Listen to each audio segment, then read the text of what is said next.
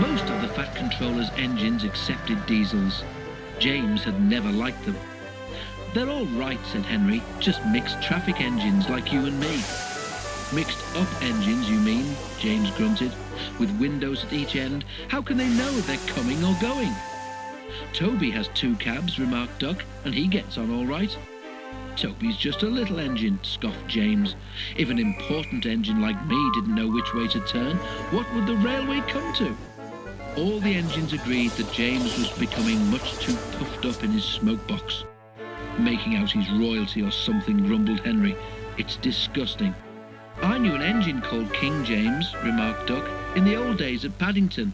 King James the First he was, but he didn't swank about like that." "Och, dinna be telling James that," pleaded Donald. "It's even mair of a misery he'll be making our lives." "Exactly," agreed Henry. "But who's going to trim his wheels for him?" The engines tried all sorts of ideas, but nothing worked. James grew so conceited that the others were glad when he was away. Even the coaches twittered anxiously to each other if they thought he was to pull them. One day, James came to the shed, fuming with rage. "Shunting," he snorted. "Where are Donald and Douglas? They should be here for jobs like that." But the twins were helping on Edward's branch line, so James had to do the work himself.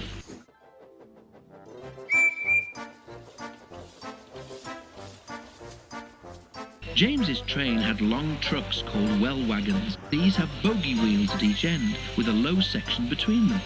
They're used to carry cars, tractors, and other heavy machinery. The shunting should have been easy, but James was cross and bumped the trucks. "Oh, oh, oh, oh, oh!" they cried. Some of them slipped their brakes on to spite James. At last James had only 2 trucks to fetch before his train was ready. The signalman sometimes found it hard to see what was happening.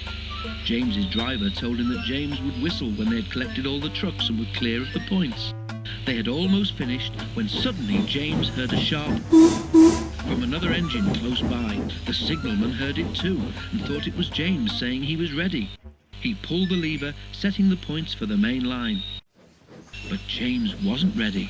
The points changed when one of the trucks was halfway over them. One bogie went the right way, but the other was diverted towards the main line. A signal stood right in its path. "Stop!" squealed the truck, but it was too late. "That's torn it," said James's driver. "The Fat Controller won't like that." He didn't. He spoke severely about it because the signal was important and its loss was inconvenient. James knew that the accident was not his fault, but he was unusually quiet in the shed that evening. "I suppose it must be difficult to know which way to go when you've got 2 cabs, whispered a voice. "But to go 2 ways at once with only 1 cab, that really is something." James pretended he hadn't heard.